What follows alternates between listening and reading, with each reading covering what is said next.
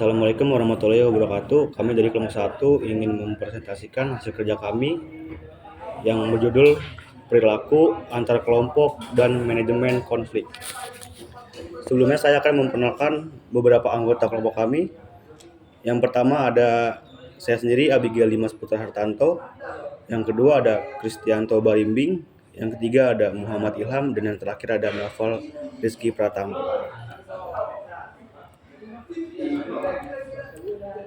Lalu saya akan menjelaskan pertama pengertian kelompok.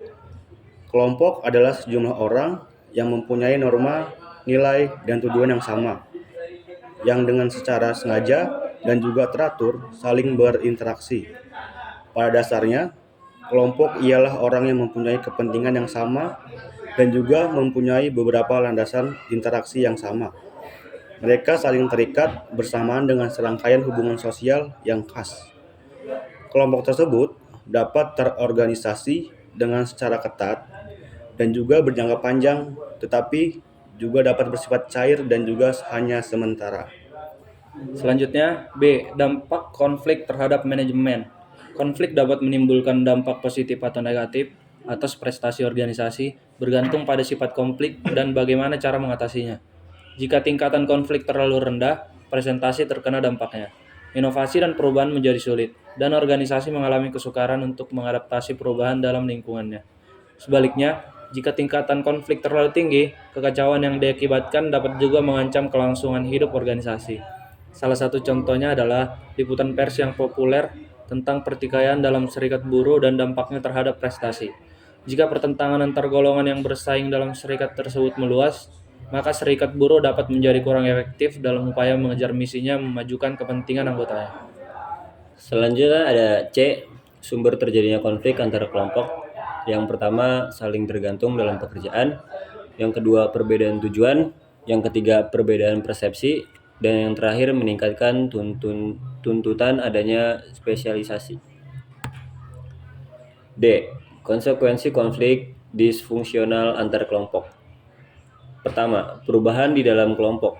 Banyak perubahan yang mungkin terjadi di dalam kelompok yang melibatkan konflik antar kelompok. Salah satunya meningkatkan kepaduan kelompok, munculnya kepentingan yang autokratis, pusat perhatian atas kegiatan, penekanan pada kesetiaan. Yang kedua ada perubahan di antara kelompok.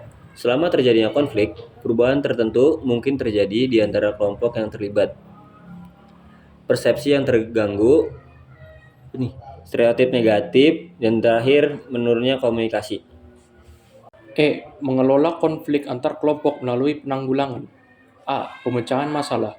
Metode pemecahan masalah dengan konfrontasi berusaha mengurangi ketegangan melalui pertemuan langsung atau tatap muka dari kelompok yang konflik. B. Tujuan tinggi. Teknik ini melibatkan penyusunan seperangkat tujuan dan sasaran yang sama. Tujuan dan sasaran ini tidak dapat dicapai tanpa kerjasama dari kelompok yang terlibat.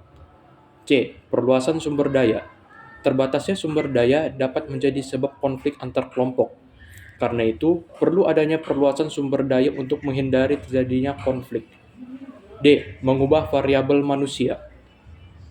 Metode ini memusatkan perhatian atas sebab atau sebab-sebab konflik atas dasar sikap orang-orang yang terlibat.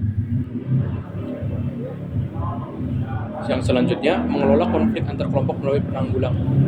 E. Penghindaran atau avoidance. Meskipun penghindaran tidak menimbulkan manfaat jangka panjang, teknik ini tentunya dapat diterapkan sebagai pemecahan jangka pendek.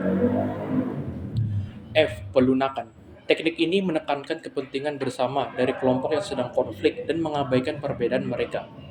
G. Perintah otoritatif.